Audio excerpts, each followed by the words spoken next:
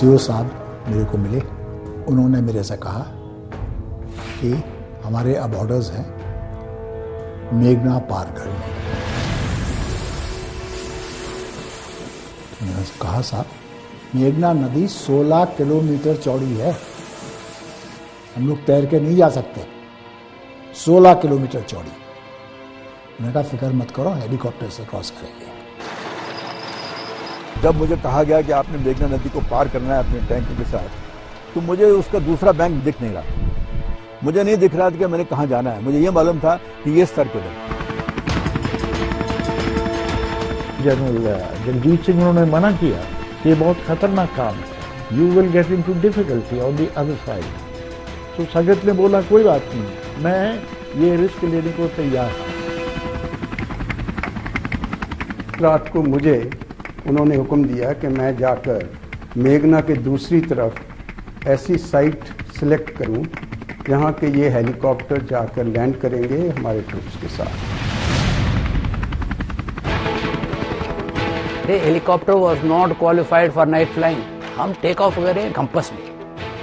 Compass में हमको direction तो दिख गया है, घड़ी देख के 14 मिनट या 13 मिनट करके लैंड करो। अगर वहां पर फायरिंग है वहां लैंड नहीं करो तो आगे चले जाए, न तो पीछे चले जाए।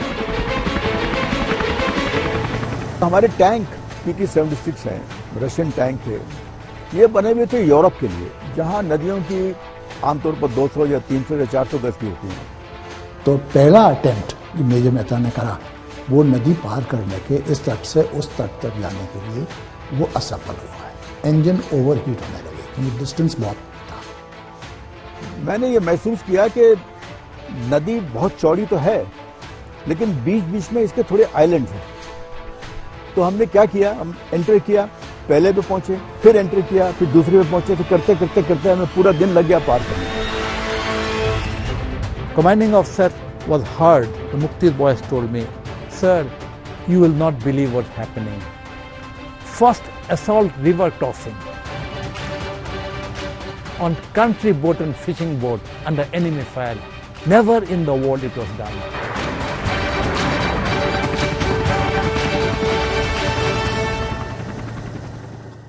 नमस्कार, जय हिंद, वंदे मातरम। मैं हूं श्वेता सिंह। 1947 में जब पाकिस्तान के साथ हमारी पहली लड़ाई की शुरुआत हुई थी, वो युद्ध चला था लगभग 1.5 साल। 1965 में जब लड़ाई हुई तो लगभग 7 महीने वो युद्ध चला था। 1999 में जब करगिल का युद्ध हुआ तो लगभग 3 महीने। लेकिन 1971 का जो युद्ध था वो केवल 13 दिन में खत्म हो गया था। यूं तो हर युद्ध में पाकिस्तान को जबरदस्त पटखनी दी गई थी, लेकिन 1971 के युद्ध में उसके 2 टुकड़े कर दिए गए थे। ईस्ट पाकिस्तान की जनता को न्याय मिला था और पाकिस्तान को कभी न भूल पाने वाला सबक। दरअसल जब कोई युद्ध इतना निर्णायक होता है तो उसके पीछे कुछ ऐतिहासिक निर्णय भी होते हैं। आज हम आपको ऐसी ही एक लड़ाई की कहानी सुनाते हैं।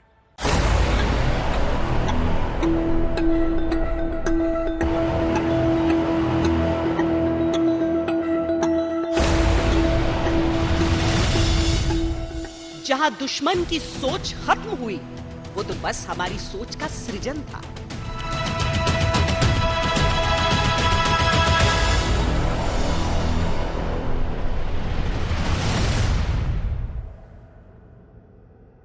मेघना नदी तकरीबन 16 किलोमीटर चौड़ी है। तो पाकिस्तान कभी ये नहीं सोच सकेंगे कि यहां पर से हम नदी पार करेंगे।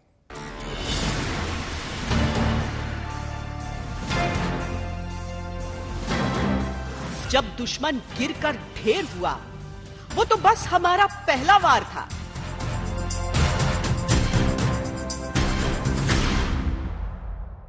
कभी कभी लड़ाई में ऐसा मनूवर करना पड़ता है जो ऑब्स्टिकल्स के अलावा दुश्मन के जहन को अटैक करता है।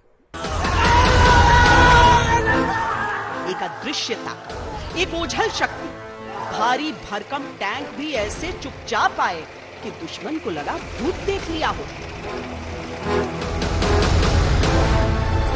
हमारे पूर्वजों ने जो आज से 50 साल पहले जो इतिहास रचा और जिस प्रकार से उन्होंने बोगरा, हिली, औखरा और ढाका की लड़ाई में अपना परचम लहराया, कि दुश्मन ने हमें द घोस्ट रेजिमेंट के नाम से बुलाना शुरू कर दिया था।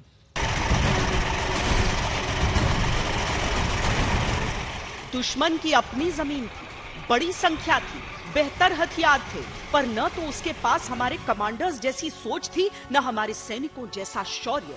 वो गिर गिर कर बिखरता रहा, हम डटे रहे, बढ़ते रहे, लड़ते रहे, जीतते रहे।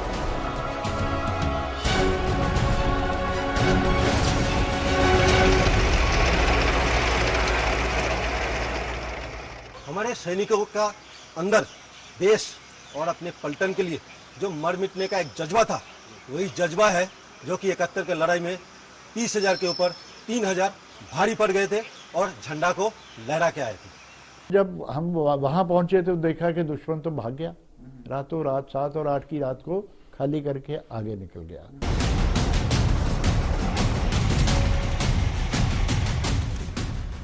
अलग सोच, अडिग निर्णय, दृढ़ निश्चय, भारतीय सेना के अफसरों के लिए यह अपवाद नहीं, रणभूमि पर पहला कर्तव्य है। लड़ाई में विजय की इस कहानी के बेहद अहम किरदार हैं लेफ्टिनेंट जनरल सगत सिंह, जो पूर्वी मोर्चे पर तैनात 4थी कोर के कमांडर हैं।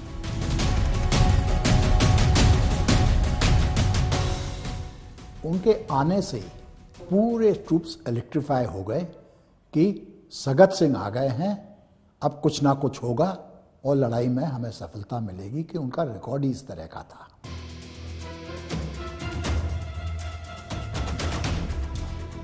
जनरल सगत सिंह केवल एक परम शक्तिशाली योद्धा नहीं थे, वो एक सशक्त विजेता थे। युद्ध में जीत ही उनका लक्ष्य था और जीत ही उनका ध्येय।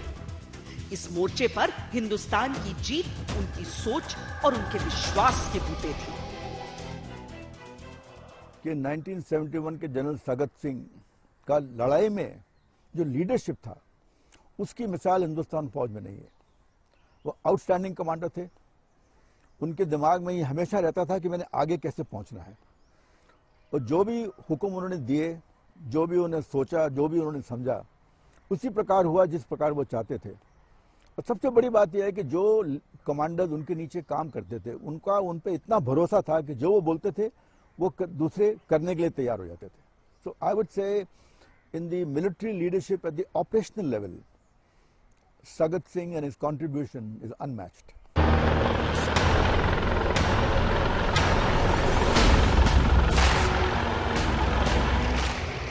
ईस्ट पाकिस्तान में ढाका तक पहुंचने के लिए भारतीय सेना कई दिशाओं से आगे बढ़ रही थी। जहां से दुश्मन तैयार था, वहां से भी, जहां वो सोच भी नहीं सकता था, वहां से।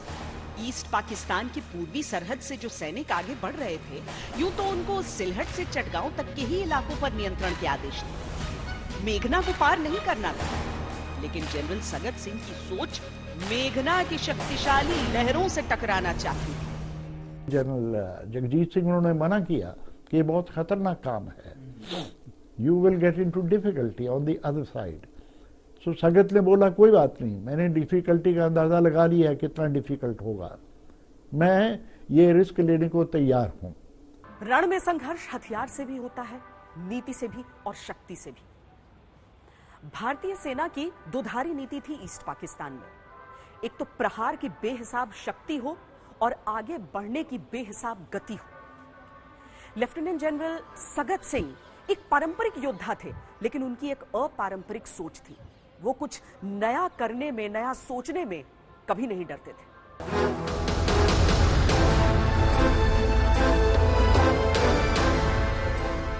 इस इलाके में पाकिस्तानी नियंत्रण अपेक्षाकृत मजबूत था और कई इलाके ऐसे थे जो उसके अभेद्य किलों के तौर पर कायम थे। भारतीय फौज की रफ्तार को रोकने के लिए पाकिस्तान ने अपने कुछ शहरों को किले में तब्दील किया और हर जगह 45 दिन का राशन और 60 दिन का असलहा स्टॉक कर दिया। अखौरा ऐसी ही एक जगह थी। बड़ी संख्या में सैनिकों के साथ वहां टैंक भी थे, तोपखाना भी था और हवाई सुरक्षा कवच भी। लेफ्टिनेंट कर्नल हिम्मत सिंह जो कमान अधिकारी थे, उन्होंने डिटेल में प्लान बनाया और तमाम कंपनियों को उनके छोटे छोटे टास्क दिए, जिसमें कि जबरदस्त कंपनी, जिसको अल्फा कंपनी कहते हैं, उसे टास्क मिला कोड़ा को कैप्चर करने का, ब्रावो कंपनी को श्यामनगर, चार्ली कंपनी को बारसी एंड डेल्टा कंपनी तो चंडी। अखौरा की मल्टी लेवल सुरक्षा से पार पाना मुश्किल हो रहा था। अखौरा के चारों ओर दलदली जमीन के साथ एंटी टैंक डिच भी थे, जिसकी वजह से 63वीं कैवलरी के स्क्वाड्रन को पार जाने में समय लग रहा था। 2 और 3 दिसंबर की रात दुश्मन के साथ भयंकर युद्ध हुआ। 4 दिसंबर को दुश्मन के हौसले टूट चुके थे और पाकिस्तानी फौज को हथियार डालने के लिए मजबूर होना पड़ा। 1 दिसंबर को हमने हमला किया। अखौरा की लड़ाई 5 दिन तक चली। 3-4 पाकिस्तानी काउंटर अटैक से लड़ाई की और अखौरा रेलवे स्टेशन पर नियंत्रण किया।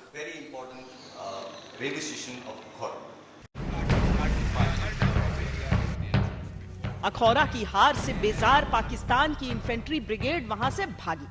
एक टैंक स्क्वाड्रन के साथ 4 गार्ड्स के सैनिक ठीक उनके पीछे थे, लेकिन तभी सैनिकों से कहा गया कि वो दुश्मन का पीछा छोड़कर ब्राह्मणबाड़िया में जुड़े। सैनिकों के लिए ये एक अजीब सा निर्णय था, क्योंकि सामान्य तौर पर हारे हुए दुश्मन को खत्म कर देना ही रणनीतिक समझ के तकाजे पर सही होता है। पर भारतीय सेना के अधिकारियों का निशाना ज्यादा बड़े लक्ष्य पर था। जब मैं बटालियन को तकरीबन 12 बजे के करीब, कोई 10-12 किलोमीटर पीछे ब्राह्मणबाड़िया था, तो 12 बजे के करीब 3-4 घंटे में जब हम पहुंचे, तब सीओ साहब मेरे को मिले और हमें जो ब्राह्मणबाड़िया में एक स्पोर्ट्स स्टेडियम था वहाँ पर, तब उन्होंने मेरे से कहा कि हमारे अब ऑर्डर्स हैं मेघना पार करने के। तमाम तैयारियों के बावजूद पाकिस्तान भारतीय फौज की आंधी को थाम ही नहीं पा रहा था। युद्ध भूमि में मात पे मात खाते हुए पाकिस्तान को समझ नहीं आ रहा था कि करे तो क्या करे। जब कोई जुगत काम नहीं आई तो उसने तय किया कि भारत को किसी तरह आगे बढ़ने से रोके रखे। वो अमेरिका और चीन से सैन्य बीच बचाव की गुहार लगाने लगा कि अमेरिका की तरफ से और कुछ और देशों की तरफ से कोशिश ये थी कि इनका सीज फायर करवा दिया जाए। उनका 7th fleet bay of Bengal में एडवांस कर रहा था इंडिया की तरफ, और उनकी कोशिश ये थी कि किसी तरह से ये सीज फायर हो जाए और पाकिस्तान और इंडिया के बीच में सीज फायर होने के बाद अपनी अपनी फौजें वापस चली जाए। भारतीय सेना इसका ठीक विपरीत करने में लगी हुई थी, तेजी से एडवांस और रास्ते में पड़ने वाली हर रुकावट को दूर करना। अब तक अखौरा, दोखांडी और चांदपुर पर कब्जे के बाद सिलहट और चटगांव भी नियंत्रण में थे।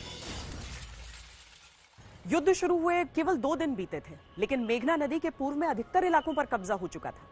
जनरल सगत सिंह जानते थे कि जो अंतिम लक्ष्य है वो ढाका है और वो चाहते थे कि पूरी ताकत झोंक दिए जाए। हालांकि जो जिम्मेदारी उन्हें दी गई थी वो मेघना नदी के इस पार तक की ही थी, और ढाका अगर पहुंचना था तो मेघना नदी को पार करना पड़ता। अब अगर हम ईस्ट पाकिस्तान के उस दौरान की भी तमाम नदियों को देखें तो उसमें मेघना नदी की चौड़ाई सबसे अधिक है। कई कई इलाकों में तो 10 किलोमीटर से कहीं ज्यादा उसकी चौड़ाई। युद्ध भूमि में इंसानी अवरोध से ज्यादा कारगर होते हैं प्राकृतिक अवरोध। मेघना नदी उस क्षेत्र की बेहद शक्तिशाली नदी थी और पाकिस्तानी सेना के लिए एक प्राकृतिक कवच साबित हो रही थी। 50 years back, it would be about less than 50 साल पहले शायद वो 1 किलोमीटर चौड़ी रही होगी, जो कम नहीं होता। तेज बहाव भी साथ होता है। सर्दियों में नदियां श्रिंक होती हैं, लेकिन किनारों पर कीचड़ बढ़ता है।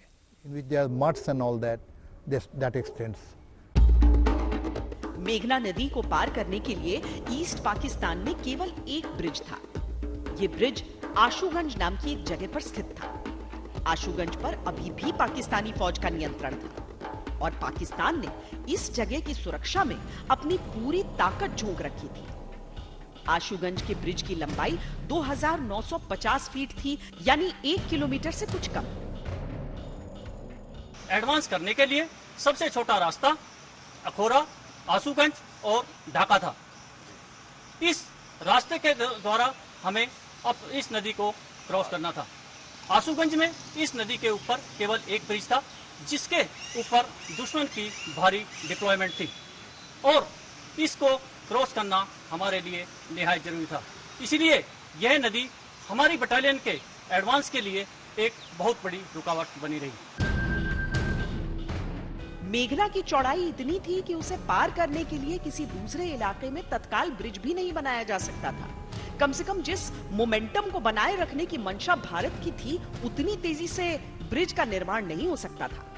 चूंकि टुकड़ी का मिशन मेघना नदी के पूरब के इलाके पर कब्जा करना था, इसीलिए नाव या किश्तियां भी इतनी संख्या में नहीं थीं कि बड़ी तादाद में सैनिकों को पार कराया जा सके।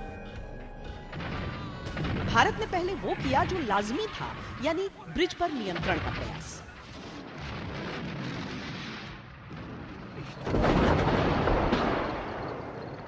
भारतीय सैनिक जब मेघना ब्रिज के 150 मीटर के दायरे में पहुंचे तो उन पर पाकिस्तान की ओर से ताबड़तोड़ फायरिंग होने लगी। पाकिस्तानी सीमा के बिल्कुल भीतर होने के कारण यहां भारतीय तोपखाने का सपोर्ट नहीं था, लिहाजा नुकसान ज्यादा हो रहा। रणनीति बदलने की आवश्यकता है। जनरल सगत सिंह खुद हेलीकॉप्टर में सवार होकर इलाके का जायजा लिया करते थे, ताकि ये समझ सकें कि मेघना को पार करने का सबसे बेहतर तरीका क्या है। 8 दिसंबर को मेघना ब्रिज के नजदीक भारत का टोही मिशन 400 फीट की ऊंचाई पर उड़ान भर रहा है। जब हम वापस आने लगे तो हम उस ब्रिज की तरफ जाते जाते हमने 2000 फुट से तकरीबन 400 फुट पर पहुंच गए और उस दौरान फिर पाकिस्तान की मशीन गन ने हमारे ऊपर फायर किया और उसके कुछ बर्स्ट हमारे ऊपर लगे।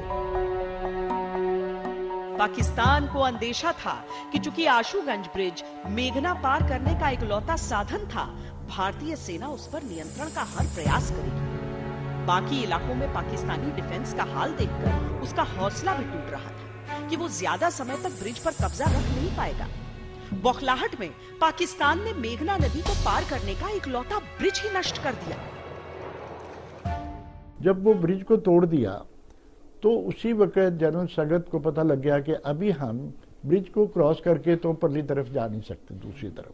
जनरल सगत सिंह जब दोबारा रेकी के लिए निकले तो उन्हें सामने ब्रिज का मलबा दिखा। वो दुखी हुए, लेकिन फौरन उन्होंने विकल्पों पर विचार शुरू कर दिया।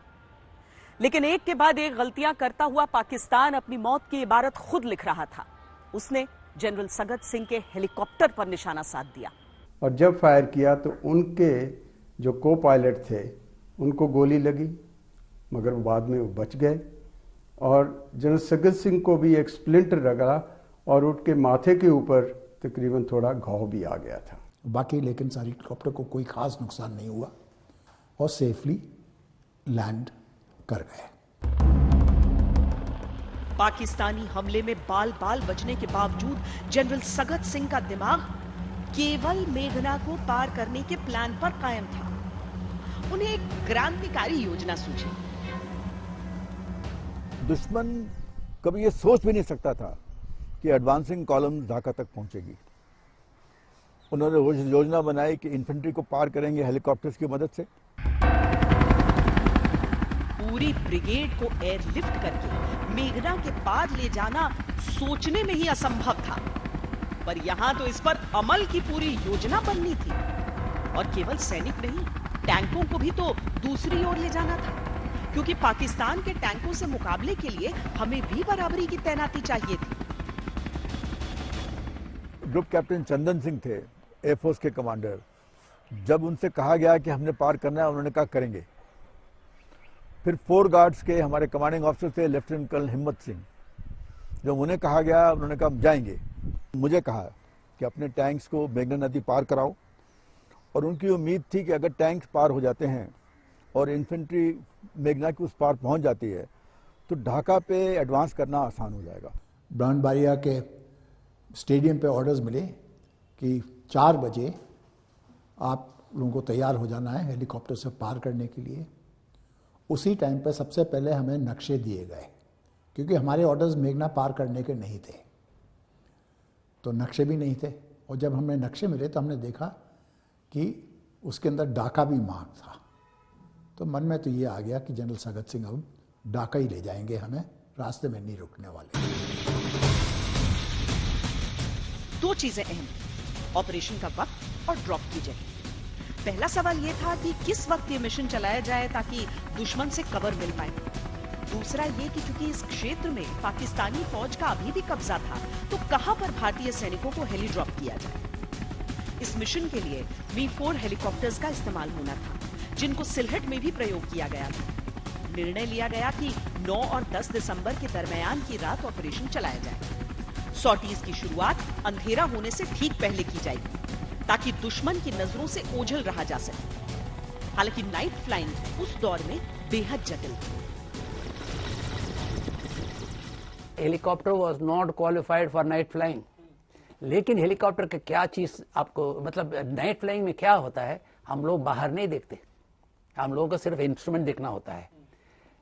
वहां पर क्यों करें, क्या करें, हम टेक ऑफ करें मैग्नेट में, कंपस में हमको डायरेक्शन तो दिख गया है, घड़ी देख के 14 मिनट या 13 मिनट करके लैंड करो, जो भी है वहां पर लैंड करो। अगर वहां पर फायरिंग है वहां लैंड नहीं करो, थोड़ा आगे चले जाओ, नहीं तो पीछे चले जाओ। ये सब दिन के टाइम पे चेक करके हमको बताया गया है। हमारा लीडर जहां पर लैंड किया वो टेक ऑफ करेगा, उसके बाद लैंड करो, हम टेक ऑफ करेंगे, पीछे वाला लैंड करेंगे। मतलब ऐसे 5-6 वेव्स होता था, दो दो हेलीकॉप्टर। सुरक्षित लैंडिंग जोन ढूंढने के लिए कई सॉर्टीज उड़ाई गई और नरसिंगड़ी में रायपुरा नाम की जगह को चिन्हित किया गया। ये मेघना नदी के पश्चिम की दिशा में चंद किलोमीटर दूर स्थित थी। जानकारी के अनुसार वहां पाकिस्तानी फौज की मौजूदगी उतनी संख्या में नहीं थी। 63वीं कैवलरी के टैंक स्क्वाड्रन को पार ले जाना भी बहुत बड़ी चुनौती था। ये स्क्वाड्रन जिन टैंकों का प्रयोग करती थी वो PT-76 टैंक थे। ये टैंक एम्फिबियस थे, यानी पानी में तैरने में सक्षम। देखिए, जब एम्फिबियस टैंक का मतलब होता है कि जब तक पानी का स्तर टैंक की चौड़ाई से कम है तब तक तो टैंक भी जमीन पर रहता है और पानी में तैरता है। लेकिन जब नदी का स्तर या नदी की डेप्थ इतनी हो जाती है, 5 मीटर, 10 मीटर, 50 मीटर, फिर फर्क नहीं पड़ता कितनी भी हो, एक दफा एम्फिबियस पोजीशन दाखिल कर लेता है, उसके बाद पत्थर नीचे से कोई ताल्लुक नहीं है उसका, क्योंकि वो स्विमर की तरह वो पानी की तह पे चलता है। लेकिन मेघना नदी कोई सामान्य जल स्रोत नहीं थी। इसकी चौड़ाई कई किलोमीटर में फैली थी और धार बेहद तेज। मैं जिस जगह पे खड़ा था और जब मुझे कहा गया कि आपने मेघना नदी को पार करना है अपने टैंकों के साथ, तो मुझे उसका दूसरा बैंक दिख नहीं रहा था। अब 2 किलोमीटर हो या 6 किलोमीटर हो या 5 किलोमीटर हो, मुझे नहीं दिख रहा था कि मैंने कहाँ जाना है। मुझे ये मालूम था कि ये स्तर किधर है। तो I think it is very wide river. और जो हमारे टैंक PT-76 हैं, रशियन टैंक थे। PT का मतलब होता है प्लवुस्की टैंक का मतलब एम्फिबियस टैंक। ये बने हुए थे यूरोप के लिए, जहाँ नदियों की आमतौर पर 200 या 300 या 400 गज की होती हैं। लेकिन मेघना नदी उस स्तर पे, उस लेवल पे जहाँ पे हमने क्रॉस करने की कोशिश की, मुझे तो समुद्र दिख रहा था। नदियां जब बंगाल की खाड़ी के करीब होती हैं, तो उनकी गति और ज्यादा बढ़ जाती है। साथ ही इस इलाके में नदी का घाट दलदली कीचड़ से भरा होता है, यानी नदी में उतरने के रास्ते में ही टैंकों के फंसने का पूरा खतरा। यह ऑपरेशन लगभग असंभव लग रहा था। एंटर करने में हमें दिक्कतें आई, क्योंकि शुरू करते वक्त तो स्टार्ट से शुरू से करता है। एग्जिट करते हुए हमें दिक्कतें आई, हमको रिकॉग्निशन करना पड़ा कि कहाँ एंटर करेंगे, हम कहाँ एग्जिट करेंगे। लेकिन बीच में द ओनली प्रॉब्लम वाज बहाव। वो बहाव हमको कहाँ ले जाएगा और कहाँ जाके उतरेंगे, ये बहुत जरूरी है। कैक्टस लिली सामान्य भाषा में कहें तो एक कांटेदार पौधा और उस पर खूबसूरत फूल, लेकिन 1971 के युद्ध में ये एक ऑपरेशन का नाम था। ऑपरेशन कैक्टस लिली उन एयर ऑपरेशंस को कहा गया जो ईस्ट पाकिस्तान के मोर्चे पर भारतीय वायुसेना ने अंजाम दिए थे। पाकिस्तान ने मेघना नदी पर जो इकलौता ब्रिज था उसे नष्ट कर दिया था और सैनिकों को दूसरे छोर पर पहुंचना था, और इसीलिए जिस एरियल ब्रिज का निर्माण भारतीय वायुसेना ने किया था वो अपने आप में अभूतपूर्व था। 1971 के युद्ध में भारतीय वायुसेना का ये एक शौर्य भरा ऑपरेशन था।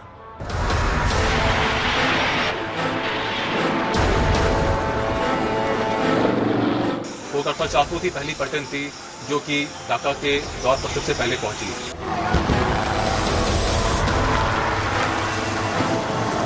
इस नदी के ऊपर केवल एक ब्रिज था जिसके ऊपर दुश्मन की भारी डिप्लॉयमेंट थी।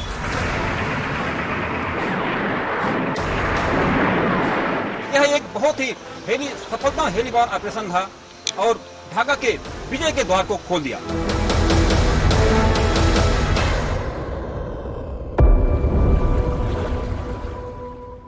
पूरब में सूर्यास्त जल्दी होता है और सर्दियों के मौसम में लगभग 5 बजे तक अंधेरा हो जाता है।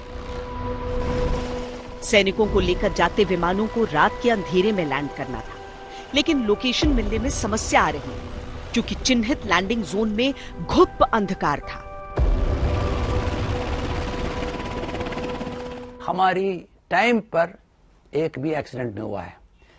मैं कॉलर ऊपर करके बता सकता हूं कि हम लोगों का प्रोफेशनलिज्म, हम लोगों का कैपेबिलिटी, काबिलियत इतना था, यही उन लोगों ने रिकॉग्नाइज किया था। नाइट में नेविगेशन करने के लिए काफ़ी मुश्किलें होती हैं, बिकॉज दिन में तो हमें सारी चीज़ें आसानी से दिख जाती हैं, लेकिन रात के समय में जब पूरा अंधेरा होता है तो जो ज़मीन की जो नदियां हैं या कोई अपने शहर हैं उनको आइडेंटिफाई करने में काफ़ी दिक्कतें आती हैं।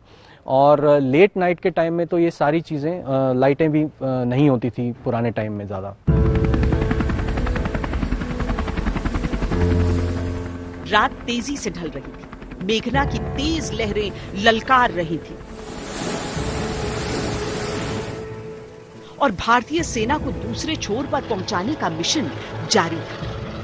अलग अलग विमानों की अलग अलग क्षमता होती है लोड उठाने की। एक मी-4 हेलीकॉप्टर में एक बार में साजो सामान के साथ 14 सैनिक सवार हो सकते थे, लेकिन जब जज्बा देशभक्ति का हो तो उपकरणों की हदें भी टूटती हैं। हेलीकॉप्टर अब आज देखोगे आप हैरान होगे क्योंकि उसके अंदर था कुछ नहीं। अगर एरोप्लेन, जो कमर्शियल एरोप्लेन देख करके इसको देखोगे आप सोचोगे यार आप उड़ाते कैसे इसको, लेकिन हमको मालूम है कितना वो काम कर सकता है, कितना चीज ले जा सकते। एक बार में 4 मी-4 हेलीकॉप्टर्स उड़ान भर रहे थे। फ्यूल का वजन कम करके जवानों की संख्या को बढ़ाया गया। इतना ही नहीं, पीछे के बूम डोर हटा दिए गए। नॉर्मली Mi-4 हेलीकॉप्टर्स जो रशिया के थे, रशियन ओरिजिन के, इनका लोड है 10 to 11 ट्रूप्स, 10 ही समझो आप, 10। लेकिन हम लोगों को बतलाया गया कि 18 जा सकेंगे। उतरने और चढ़ने के लिए, आसानी के लिए जो रेयर डोर्स होते हैं वो निकाल दिए गए थे। अब आप कहोगे कि जो उसकी कैपेसिटी 10 या 11 ट्रूप्स की थी, 17-18 कैसे ले जाएंगे? हेलीकॉप्टर्स में एक खासियत है कि जैसे हवाई जहाज थोड़ा एयरपोर्ट पर रनवे पर आगे बढ़ता है और लिफ्ट बढ़ाता है, तो हेलीकॉप्टर्स को भी ऐसे ही मौका मिल जाए, सीधे ऊपर उठने के लिए नहीं, लेकिन आगे बढ़ करके स्पीड पकड़ करके उठे तो ज़्यादा लोड उठाता है।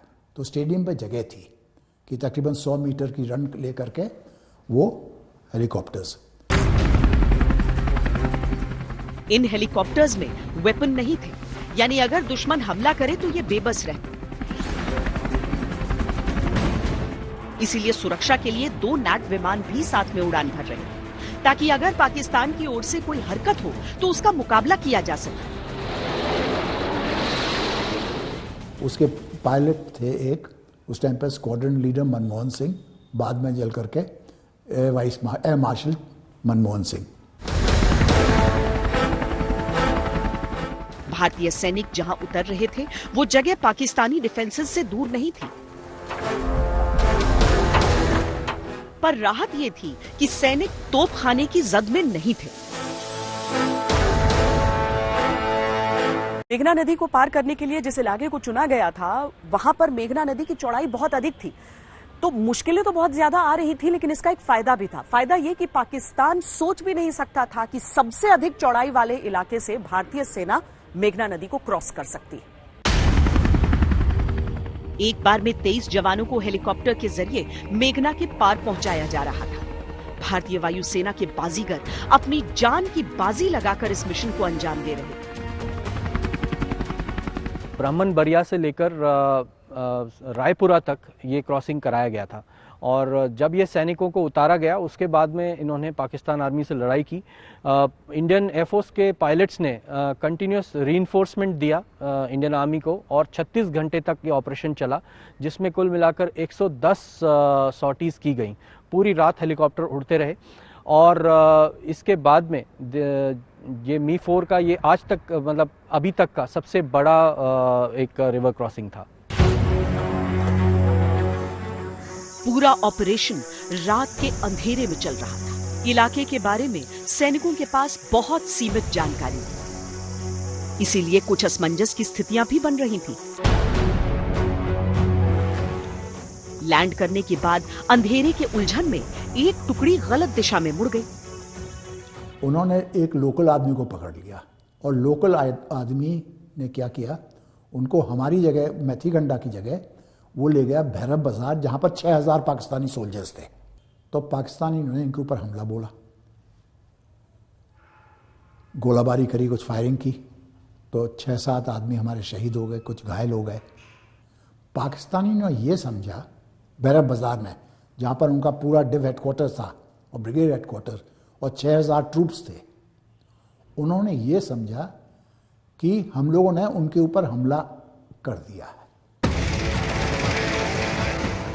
पाकिस्तान भारत के किसी दांव को समझ ही नहीं पा रहा था। वो गलतियों पर गलतियां करता जा रहा था। भारतीय योद्धा ऊंचे मनोबल के साथ अपने लक्ष्य की ओर बढ़ रहे थे। उधर भारतीय फौज के इंतजार में जैसे जनता पलक पावड़े बिछाई बैठी थी।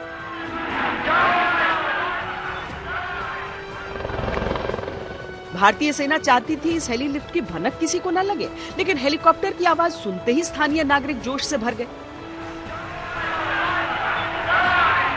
सैनिकों का स्वागत करने के लिए भागे चले आए। And when they started landing on the other side, all villages people. और जब वो लोग उस तरफ लैंड करने लगे तो गांव वाले आ गए ताली बजाते हुए। ये युद्ध लग ही नहीं रहा था, जश्न का माहौल लग रहा था। तो इस तरह से फिर भारत ने ये युद्ध जीता। बांग्लादेश के लोगों का दिल और दिमाग जीता उन्होंने। मैं यंग जनरेशन को यही सब बातें बताता हूँ। This is what I am putting in on record, and I am discussing about it to my young children. War is not about all machine gun. War is not about aircrafts. It is you fight with your intelligence, with your heart. Heli lift एक दिन का काम नहीं था। 9 से 15 दिसंबर तक ये अभूतपूर्व ऑपरेशन चलता रहा, लेकिन पाकिस्तान तो अगली सुबह ही दिमागी जंग हार चुका था। 10 तारीख को पाकिस्तान ने संयुक्त राष्ट्र को बीच बचाव का निवेदन भेज दिया। One member state of the United Nations, India, has not only launched aggression on the territory of another member state, Pakistan, but has openly demanded that Pakistan dismember itself and give up that part of its territory which contains the majority of its population. भारतीय सैनिकों की टुकड़ियां जैसे जैसे पार पहुंच रही थीं, वो अपने लक्ष्य की ओर बढ़ रही थी। मिशन पूरा करते रहना जरूरी था ताकि रफ्तार बनी रहे। 19 पंजाब ने मेघना पार करते ही भैरव बाजार में काबिज पाकिस्तानी टुकड़ी को हराया और उस महत्वपूर्ण इलाके पर काबू कर लिया। फोगार्ड्स नरसिंगड़ी की ओर बढ़े और 11 दिसंबर तक चली लड़ाई में उसे नियंत्रण में ले लिया।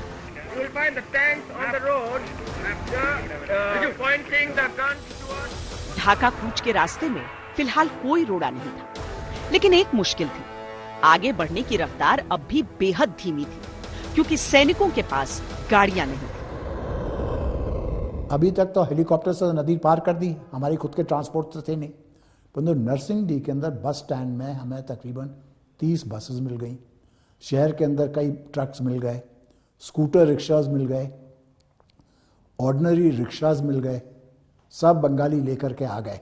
उनकी कुछ जो इंडस्ट्रियल फैक्ट्रीज थी वहाँ से हमें डीजल मिल गया और 12 तारीख को हमारा वहाँ से एडवांस ढाका की तरफ शुरू। जनरल सगत सिंह चाहते थे कि जितनी तेजी से हो सके सैनिक ढाका पहुंचे और ढाका की जो घेराबंदी है वो पूरी हो सके, और इसीलिए जो भी चीज पहिए पर चल रही थी हर चीज का इस्तेमाल किया जा रहा था। और इसमें जो स्थानीय नागरिक थे उन्होंने काफी मदद की थी भारत की। स्थानीय लोगों को एहसास था कि अगर उन्हें दमनकारी पाकिस्तानी फौज से मुक्ति चाहिए तो उनकी सहायता केवल भारतीय सेना कर सकती है। उन्होंने अपने डर को अलग रखकर भारतीय सेना की हर संभव मदद की। जब हेलीकॉप्टर लैंडिंग हमने करी है नरसिंहडी में, एक लेडी, एक हाथ में बंदूक, एक हाथ में एक डेगची जिसमें चावल खिचड़ी बना करके और 2 बच्चे लेकर के हमारी मदद के लिए रिसीव करने आई। Mukti Bahini had died too much because they had less training. मुक्ति वाहिनी को जान का काफी नुकसान हुआ था क्योंकि उनकी ट्रेनिंग अच्छी नहीं थी, लेकिन उनमें जोश बहुत था। लेकिन जोश से लड़ाई नहीं जीती जाती। हर गोली पर मरने वाले का नाम लिखा होता है। ट्रेनिंग कम होने की वजह से मुक्ति वाहिनी के कई लोग मारे गए, लेकिन वो हमेशा इंडिया और बांग्लादेश की सेनाओं के लिए लॉयल थे। मैंने देखा है मुक्ति वाहिनी के मुसलमान लड़ाके भारतीय शहीदों के लिए दुआ मांग रहे थे। With Indian soldiers' dead bodies, saying prayer, they didn't care what religion, God Almighty, and hugging them and crying. आगे बढ़ती सेना की टुकड़ियों के साथ आर्टिलरी गन्स पहुंच रही थी, लेकिन कई दफा समस्या ये भी आ रही थी कि गन पहुंच जाती पर जिस जीप पर उसे फिट होना था वो नहीं पहुंच पाती। ऐसे में गन का इस्तेमाल सीमित हो जाता था। एक और मुश्किल वो ये कि जो टैंक सेना के साथ थे वो उस रफ्तार से भी आगे नहीं बढ़ पा रहे थे।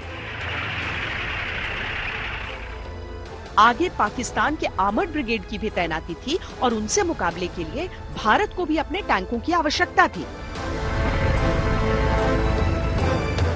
PT-76 टैंक यूं तो पानी को पार करने में सक्षम थे, लेकिन मेघना की धार से मुकाबला उतना भी आसान नहीं था। सबसे पहले जो जवाब मैंने उनको दिया उस टाइम पर कि मैं करूंगा, आई विल ट्राई।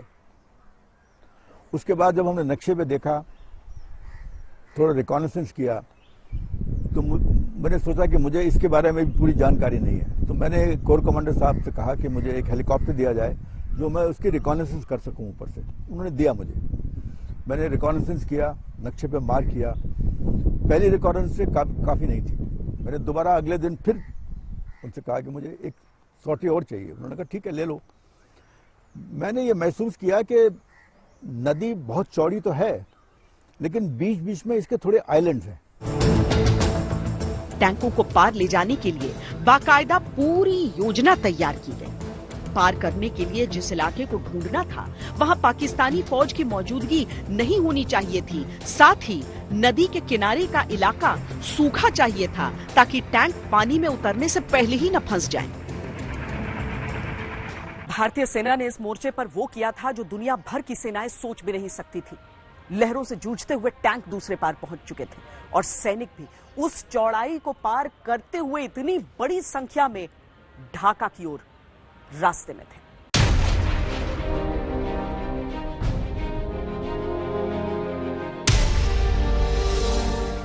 .63 कैब के स्क्वाड्रन ने स्थानीय लोगों की मदद से एक ऐसा हिस्सा ढूंढा जहां से नदी में जाने के रास्ते में कोई दलदल नहीं था। साथ ही हवाई सर्वेक्षण के साथ बीच बीच में जमीन के छोटे टापू चिन्हित किए गए जो 5-6 किलोमीटर की इस क्रॉसिंग के दौरान कुछ देर रुकने के लिए इस्तेमाल किए जाए।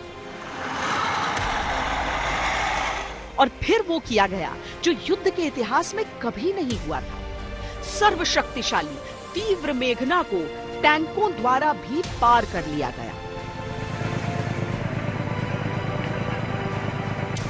मैंने उस टाइम ये प्लान बनाया कि मैं जहां से भी एंटर करूंगा, क्योंकि नदी की रफ्तार इतनी तेज है, मैं चाहूं कि कम से कम मैं पहले टापू तक तो पहुंचूं। तो हमने क्या किया, हम एंटर किया, पहले पे पहुंचे, फिर एंट्री किया, फिर दूसरे पे पहुंचे, फिर करते करते करते हमें पूरा दिन लग गया पार करने में। इस तरीके से हमने पार किया।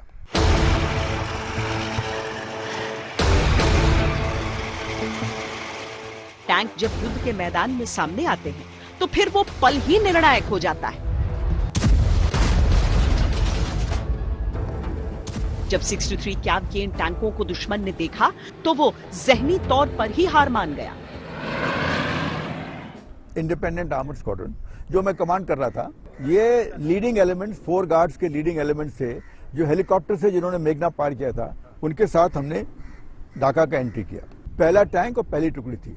उससे पहले हेली ड्रॉप हो चुका था टंगैल की तरफ, कुछ लोग तूरा से आ रहे थे 101 कॉम जोन में। तो लगभग उस टाइम पर लगभग 3000 फौजी ढाका के इर्द गिर्द थे। लेकिन रोड कॉलम के साथ साथ जाते वक्त 4 गार्ड्स, 5 इंडिपेंडेंट आर्मर्ड स्क्वाड्रन, ये पहली टुकड़ी थी जिसने एंट्री किया ढाका प्रॉपर।